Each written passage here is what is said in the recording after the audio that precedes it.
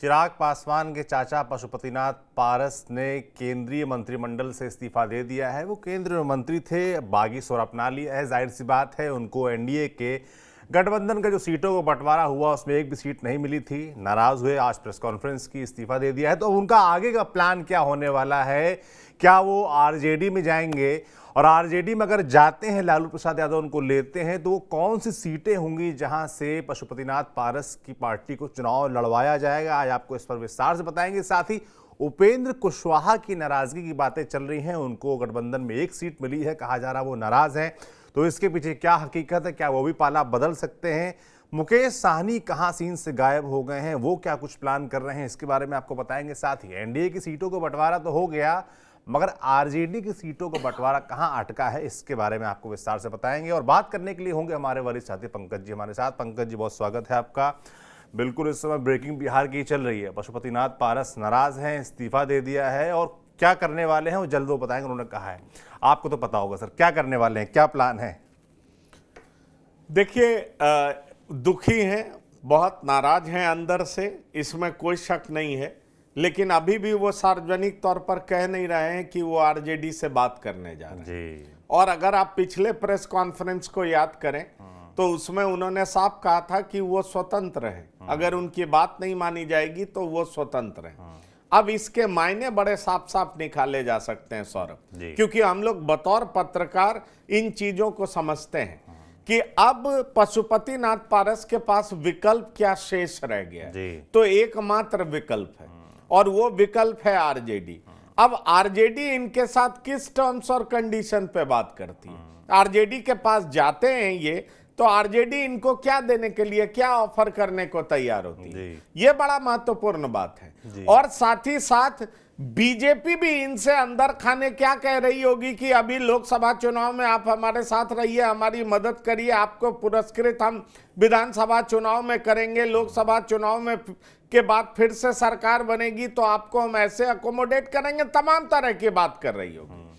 अब बतौर राजनीतिक पार्टी और बतौर राजनेता ये नाप तौल कर रहे होंगे कि किधर फायदा है, किधर नुकसान है, क्योंकि एक बात बहुत साफ है कि ये अभी भी प्रधानमंत्री को धन्यवाद कर रहे हैं, प्रधानमंत्री के खिलाफ एक शब्द नहीं बोल रहे। और जब इनसे पूछा गया कि क्या आप हाजीपुर लड़ेंगे, तो इन्होंने कहा मुझे जो कहना था मैंने कह दिया, अब आगे कुछ कहना होगा तो अपने पार्टी के लोगों से बातचीत करने के बाद ही कहूंगा। इसका मतलब बहुत साफ है कि पशुपतिनाथ पारस के दिमाग में बहुत कुछ चल रहा है, मंथन का दौर जारी है। बीजेपी भी उनको कुछ कुछ सब्जबाग दिखा रही है, लेकिन साथ ही साथ उनको फैसला लेना है कि बीजेपी को छोड़ना है या बीजेपी को नहीं छोड़ना। और जहां तक सवाल है कि उनकी पार्टी का, तो यह बहुत साफ हो गया कि उनकी पार्टी को बीजेपी तो रिकॉग्नाइज नहीं किया है। बीजेपी अगर रिकॉग्नाइज करती तो उनके साथ सीट शेयर करती, बीजेपी ने सीट शेयर नहीं किया। जहां तक मेरी जानकारी है, मुझे ऐसा लग रहा है कि ये लोग अंत में लालू प्रसाद यादव के पास जाएंगे, और लालू प्रसाद यादव भी एक मंजे हुए राजनीतिज्ञ के तरह इस अवसर का लाभ उठाने का प्रयास करेंगे, मतलब वो साथ लेंगे। लेकिन आरजेडी भी इस बात का तो इंतजार करेगी ना कि ये पहले इधर से मोह माया त्याग करके उनके दरवाजे पर जाएं, क्योंकि आरजेडी इनके दरवाजे पे आके खड़ी हो जाए, इतना समर्थन इनके पास नहीं है, ये आरजेडी भी मानती है। आरजेडी अगर इनको अपने साथ लेती है तो आरजेडी अपना राजनीतिक फायदा जरूर देखेगी, लेकिन इस तरह की अब सिचुएशन नहीं है, इस तरह का माहौल नहीं है कि आरजेडी दौड़ के इनके पास चले जाए कि तो आप मेरे साथ आ जाइए, मैं आपको वेलकम करने को तैयार हूं। जैसे चिराग पासवान के लिए आरजेडी कर रही थी कि आइए आपको 8 सीट दे देंगे, आपको 10 सीटें दे देंगे। जब चिराग की भाषा ऐसी निकल रही थी, ऐसा लग रहा था कि चिराग एनडीए के विरोध में जा रहे हैं। लेकिन इनके लिए तो आरजेडी वेलकम करेगी, आरजेडी, ये मैं जानता हूं। आरजेडी को भी हाजीपुर में एक ऐसा उम्मीदवार चाहिए जिसका नाम हो, और आरजेडी इस बात को समझती है कि उसके समर्थक दल अगर ये खड़े होते हैं तो इनको वोट कर देगा, और आरजेडी में एक ऐसा नामचीन प्रत्याशी जो सीधा चिराग को चुनौती दे सकता हो, तो इस तरह का माहौल बने, इसके लिए ये बेहतरीन उम्मीदवार है। बिल्कुल। तो इस तरह का काम आरजेडी कर सकती है, लेकिन आरजेडी अभी क्या करती है ये तभी निर्भर करेगा जब ये आरजेडी के पास जाएंगे, उनसे बात करेंगे, बातचीत का सिलसिला आगे बढ़ेगा और आरजेडी उससे पहले कहेगी कि एनडीए से तमाम रिश्ता और नाता तोड़ करके आप हमारे पास आइए। बिल्कुल, आरजेडी ये रिस्क नहीं लेना चाहती कि आप आइए और हमारा ऑफर लेटर लीजिए और वापस बीजेपी कंपनी दिखाइए और अपना मामला बढ़वा लीजिए, ये रिस्क नहीं लेना चाहती। वो चाहती है आप सब कुछ नाते बंधन तोड़ के इस्तीफा दे के प्रॉपर आइए, फिर हम बात करते हैं, फिर कुछ ऑफिशियल होगा। एक बात आप समझिए, इन्होंने मंत्रिमंडल से इस्तीफा दिया, इन्होंने ये कहा है क्या कि मैं एनडीए से सारे रिश्ते तोड़ रहा हूं? बिल्कुल नहीं। इन्होंने ऐसा कुछ कहा है क्या? ये तो अभी कहा नहीं है। तो अब सवाल ये उठता है कि जब तक ये नहीं कहेंगे कि मेरा एनडीए से अब कोई रिश्ता नहीं रहा, एनडीए ने मेरे साथ धोखा किया, दगा किया, अभी ये कह रहे हैं मेरे साथ इनजस्टिस हुआ। एक राजनीतिक पार्टी के तौर पर जब तक आप एनडीए का विरोध नहीं करेंगे, खुल करके नहीं बोलेंगे, तब तक आरजेडी आपको अपने पाले में लेगी कैसे जी। इसलिए आरजेडी अभी इस पे चुप है और इंतजार करिए कुछ और वक्त का, उसमें बड़ा क्लैरिटी हो जाएगा। हमारे सूत्र बता रहे हैं कि ये 5 बजे के आसपास आरजेडी से बात करेंगे। बिल्कुल, अभी दिल्ली में है, दिल्ली से पटना आ रहे होंगे, जी वहां हाँ। बात होगी फिर और आरजेडी से बात करेंगे और उसके बाद ही कुछ फैसला हो पाएगा कि आखिरकार आरजेडी इनको किस तरीके से अपने पार्टी में, अपने गठबंधन में शामिल करती है और कितनी सीटें देने को तैयार होती हैं। ये भी अपना लाभ हानि हर चीज को बाकायदा तराजू पर तौल करके देखेंगे और उसके बाद अपने जो सहयोगी हैं उनके साथ बातचीत करके ही एक निष्कर्ष पर पहुंच सकेंगे कि आखिरकार इनको करना क्या है। बिल्कुल। अब ऐसे में सवाल उठता है, मान लीजिए बातचीत बन गई, आरजेडी आप कह रहे हैं कि तैयार है, मगर वो इनके दरबार पर जाना नहीं चाहती, वो चाहती आप हमारे दरवाजे पे आए, चिराग पासवान के चाचा पशुपतिनाथ पारस, लालू प्रसाद यादव के दरवाजे हैं, तब बातचीत होगी। अगर बातचीत बन जाती तो वो कौन सी सीटें हो सकती हैं, कौन सा इलाका हो सकता है जहां सर, एक तो हाजीपुर आप कह रहे हैं कि जाहिर सी बात है कि हाजीपुर लड़ाएंगे क्योंकि वहां पर चाचा वर्सेस भतीजा हो जाएगा, तो इनको एक मजबूत प्रत्याशी मिल जाएगा। और कौन सी सीटें हो सकती हैं? क्या वो वही सीटें होंगी जो सीटें चिराग पासवान को मिली हैं? देखिए, मुझे ये साफ दिखाई पड़ता है कि आरजेडी की कोशिश ये रहेगी, एक तो हाजीपुर में चाहेगी कि पशुपतिनाथ पारस चिराग पासवान के विरोध में खड़े हों और वहां पर चाचा वर्सेस भतीजा एक दिलचस्प मुकाबला हो। आरजेडी के जो वोटर्स हैं वो इनको वोट करें, आरजेडी के जो कार्यकर्ता हैं वो इनको सपोर्ट करेंगे और निश्चित तौर पर सिटिंग सांसद भी वहां से पशुपतिनाथ पारस हैं, तो कुछ तो समर्थक इनके भी होंगे, उनका भी असर होगा। तो मुझे लगता है कि आरजेडी इसकी एक कोशिश कर सकती है कि ये हाजीपुर से चिराग पासवान के खिलाफ चुनाव लड़े।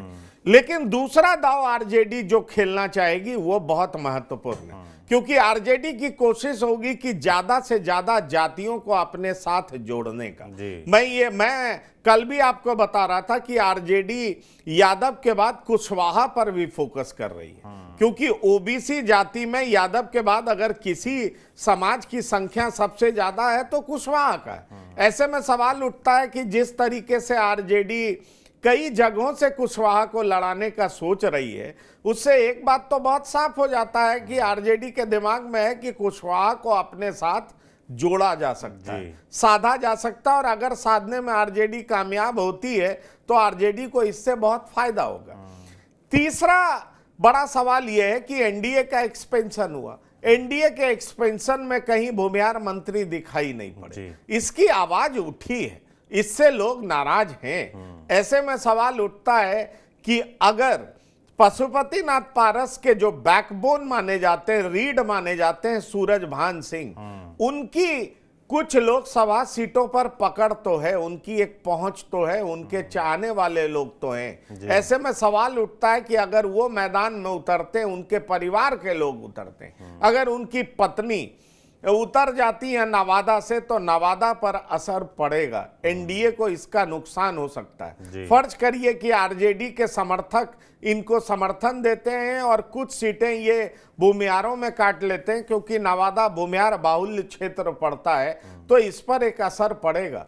क्योंकि आप 2014 ले लें या 2019 ले लें, जीत का अंतर कोई बहुत बड़ा नहीं था, और उसका असर सिर्फ नवादा में ही नहीं पड़ेगा, उसका असर जहानाबाद में भी पड़ सकता है। इसलिए ये जो 2-3 सीटें हैं उस पर असर पड़ने की पूरी संभावना है। ऐसे में सवाल उठता है कि क्या आरजेडी पशुपतिनाथ पारस को अगर समर्थन देती है, उनको कुछ सीटें देती है, तो निश्चित तौर पर बदले में ऐसा कुछ जरूर चाहेगी कि बहुत सारी सीटों पर आरजेडी भूमिहारों का भी समर्थन हासिल कर सके।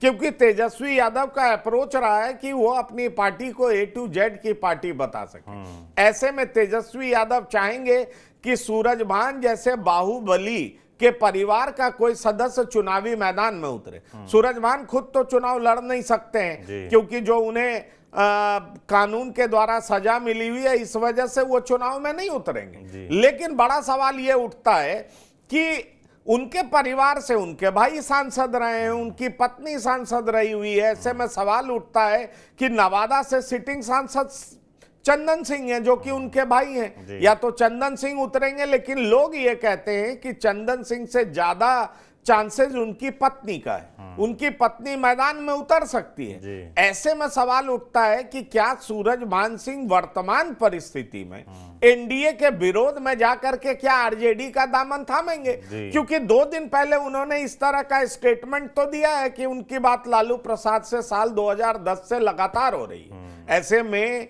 क्या वो लालू प्रसाद के साथ जाएंगे? और लालू प्रसाद के साथ जाएंगे तो लालू प्रसाद भी इनका मैक्सिमम यूटिलाइजेशन चाहेंगे। लालू प्रसाद चाहेंगे कि जो भूमिहार समाज आरजेडी से एलिनेटेड रहता है और जिसको साधने के लिए तेजस्वी ने कई प्रयास पहले भी किए, जैसे कि आपको बताएं अनंत सिंह की पत्नी को टिकट दिया था। इस बार विश्वास प्रस्ताव में अनंत सिंह की पत्नी उस पाले में चली गई, लेकिन अनंत सिंह को आरजेडी में लाने का मतलब था कि भूमिहार समाज में पैठ बनाना चाह रहे लालू प्रसाद यादव। और इसी तरीके से एमएलसी में उन्होंने कई लोगों को भूमिहार समाज से एमएलसी में अपने साथ जोड़ा था। उसका भी इंडिकेशन साफ था कि भूमिहारों में पैठ बनाना चाह रहे हैं लालू प्रसाद यादव। तो क्या इसमें लालू प्रसाद यादव कामयाब होंगे? अगर इस बार वो सूरजभान सिंह के जरिए कुछ ऐसी सीटों पर असर डालते हैं, तो निश्चित तौर पर एनडीए के लिए कड़ा संघर्ष तो हो जाएगा। जीत और हार किसकी होती है ये मैं नहीं कह सकता हूं, लेकिन संघर्ष अच्छा हो सकता है, इसमें कोई दो राय नहीं। बिल्कुल, संघर्ष एक और नेता के दिमाग में इस वक्त चल रहा है कि करें तो करें क्या। उनको सीट मिली है, एक नाम है उपेंद्र कुशवाहा, और बड़ी चर्चा है सोशल मीडिया से लेकर बिहार की सड़कों पर कि उपेंद्र कुशवाहा नाराज हैं। वो कोई क्या फैसला ले सकते हैं पंकज जी? क्या वो भी बागी हो सकते हैं? देखिए, जहां तक उपेंद्र कुशवाहा का सवाल है, तो जब नीतीश कुमार एनडीए में नहीं आए थे तो उनको 3 सीट की गारंटी दी गई, लेकिन उपेंद्र कुशवाहा को 1 सीट मिला है। कल जब प्रेस कॉन्फ्रेंस हो रहा था तो उपेंद्र कुशवाहा प्रेस कॉन्फ्रेंस में भी नहीं थे। तो आप समझ सकते हैं कि प्रेस कॉन्फ्रेंस में नहीं होने का मतलब साफ है कि वो नाराज हैं।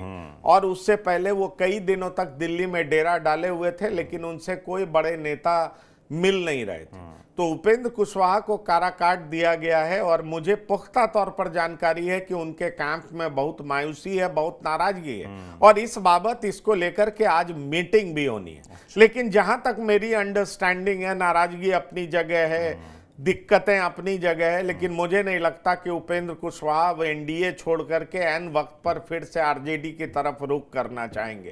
क्योंकि अगर इस तरीके से अदला बदली आला पाला बदलते रहे तो ऐसे ही उपेंद्र कुशवाहा को लेकर के कई बार सवाल उठ चुके हैं कि कितनी बार उन्होंने पाला बदला है, कभी इधर आते हैं कभी उधर जाते हैं। ये सवाल उन पर भी है, और उनकी अभी राजनीतिक यात्रा लंबी होनी है। बिहार में उनको लंबे दिनों तक बिहार की जनता का सेवा करना है, वहां राजनीति करनी है। मुझे नहीं लगता कि उपेंद्र कुशवाहा इस पचड़े में पड़ना चाहेंगे।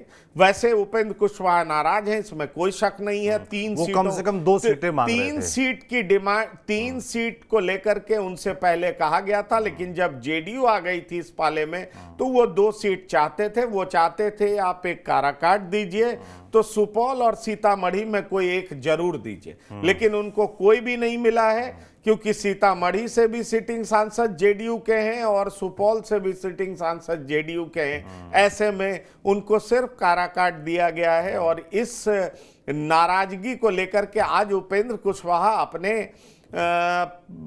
पार्लियामेंट्री बोर्ड की मीटिंग करने वाले हैं। ये मुझे पुख्ता तौर पर और ज्यादा उम्मीद है कि उस मीटिंग के बाद वो शांत होकर निकलेंगे और कि हमने उसके फैसला बाद लिया है कि हम एनडीए के साथ ही अब रहेंगे। उसके बाद वो क्या करते हैं वो देखना दिलचस्प होगा। नाराजगी है, पार्टी के अंदर मायूसी है, आज उसको लेकर के मीटिंग है, तमाम लोग उत्साहित नहीं मेरा है। एक एडिशनल सवाल है पंकज जी आपसे कि उपेंद्र कुशवाहा, जिनके लिए आप कहते हैं वो 3 सीटें मांग रहे थे, उभरते हुए नेता हैं, बड़े नेता हैं, कुशवाहा समाज का प्रतिनिधित्व करते हैं, मगर सम्राट चौधरी का जो उभार है कि वो पहले प्रदेश अध्यक्ष बनते हैं, फिर वो डिप्टी सीएम हैं, काफ़ी पावरफुल मंत्रालय उनके पास है, ऐसे में क्या उनका उभार इनके डाउनफॉल का कारण है कि एक सीट पे सिमट गए?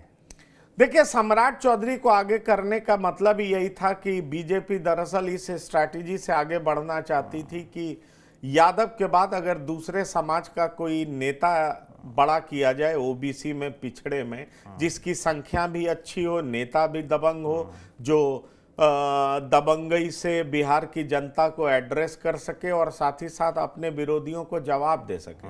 सम्राट चौधरी इसीलिए चुने गए हैं। सम्राट चौधरी को इसका फायदा भी मिल रहा है। बीजेपी ने कई एक्सपेरिमेंट किए। पहले बीजेपी ने वहां के प्रदेश अध्यक्ष नित्यानंद राय को बनाया था। यादवों में बीजेपी भयानक तरीके से सेंधमारी करना चाहती थी और नित्यानंद राय अभी भी गृह राज्य मंत्री हैं, उजियारपुर से चुनाव लड़ते हैं, बड़े नेता हैं और रियल भाजपाई हैं। रियल भाजपाई का मतलब ये होता है कि अभी से नहीं, विद्यार्थी परिषद, यूथ के समय से वो बीजेपी के नहीं आए, तो पूरे तरीके से बीजेपी के कल्चर के। जहां तक सम्राट चौधरी का सवाल है, तो सम्राट चौधरी कई पार्टियों में रह चुके हैं और अब भाजपाई हुए, अब उन्होंने भगवा चोला ओढ़ा है। लेकिन चूंकि बिहार के पॉलिटिक्स में जातिगत समीकरण एक सच्चाई है, इसलिए जातिगत समीकरण को साधने की कोशिश बीजेपी लगातार कर रही है। उसमें बीजेपी ने कई एक्सपेरिमेंट किया। नित्यानंद राय को मौका दिया तो बीजेपी को लगा कि इसका फायदा यादवों के तौर पर मिलेगा, यादव बीजेपी के तरफ आ सकते हैं। लोकसभा चुनाव में कई सीटों पर यादवों ने बीजेपी को वोट भी दिया है, इससे कोई डिनाई नहीं कर सकता। लेकिन विधानसभा चुनाव में स्थिति उलट हो जाती है। वैसे कई प्रयास किए जा रहे हैं कि यादवों को भी साधा जाए और इसी कवायद में मोहन सिंह यादव को जब मध्य प्रदेश में मुख्यमंत्री बनाया गया तो एक मैसेज गया कि बीजेपी में कोई भी मुख्यमंत्री हो सकता है, जबकि लालू और मुलायम परिवार में उसी परिवार के सदस्य मुख्यमंत्री हो सकते हैं। बीजेपी इसको जोर जोर से कह रही है, भुना रही है। लेकिन वर्तमान समय में अगर बिहार की राजनीति की बात करें तो सम्राट चौधरी को प्रदेश अध्यक्ष बनाने का मतलब है कि दूसरे नंबर की आबादी वाली जाति जो कि कुशवाहा है, कुशवाहा को साधने का पूरा प्रयास किया गया। क्योंकि यादव के बाद अगर पिछड़े समाज में कोई दूसरे नंबर की जाति है तो वो सम्राट चौधरी है। नीतीश कुमार चूंकि बीजेपी का साथ छोड़ चुके थे, वो आरजेडी के साथ चले गए थे, तो लव कुश के नेता माने जाते थे, कोर वोट बैंक उनका वो था। बीजेपी ने सम्राट चौधरी को आगे करके उनके कुश पे सेंधमारी करने का प्रयास किया और इसलिए क्योंकि कोयरी कुर्मी के वो नेता हैं, पर आबादी के हिसाब से कोयरी कुर्मी से कहीं ज्यादा है, इसलिए कोयरी समाज के नेता सम्राट चौधरी हैं। इसलिए सम्राट चौधरी को बड़ी तेजी से बीजेपी ने आगे किया और ये सिर्फ सम्राट चौधरी को ही आगे नहीं किया, निषाद समाज के भी कई नेता को आगे किया। आप देखेंगे रविदास समाज के भी नेताओं को आगे किया, क्योंकि बीजेपी सोशल इंजीनियरिंग बहुत बेहतर तरीके से कर रही है और बीजेपी को लग रहा है कि अब समय आ गया है कि बिहार में वो ड्राइविंग सीट पर बैठे। बिल्कुल, इसी का नुकसान क्षेत्रीय दलों को यानी कि उपेंद्र कुशवाहा मुझे लगता है होता नजर आ रहा है। मुकेश साहनी का बड़ा अभी तक चर्चा थी, 2-4 दिन पहले तक तमाम लोग नाराज हैं, पशुपतिनाथ पारस नाराज हैं, उपेंद्र कुशवाहा की नाराजगी की बात हो रही है। मुकेश साहनी कहाँ गायब हैं, वो क्या कर रहे हैं, क्योंकि उनका तो कहीं गठबंधन में नामो निशान नहीं है। देखिए, मुकेश साहनी जिस तरह का पॉलिटिक्स करते हैं उसमें क्या हुआ है कि मुकेश साहनी काफी एग्रेसिव पॉलिटिक्स करते हैं। एग्रेसिव पॉलिटिक्स में आप कई बार विनर होते हैं और कई बार आप भयानक लूजर होते हैं। जी मुकेश साहनी को ऐसा लग रहा था कि बीजेपी उनको बुला करके बहुत ज्यादा सीटें देगी। मैं आपको ये बताना चाहूंगा, मेरे पास इस बात की पुख्ता जानकारी है कि सितंबर, अक्टूबर, नवंबर 3 महीने बीजेपी ने लगातार प्रयास किया था और इनके पास अपने दूत भेजे जी और कहा था कि आपको हम 3 सीटें देते हैं, लेकिन मुकेश साहनी उस समय तैयार नहीं।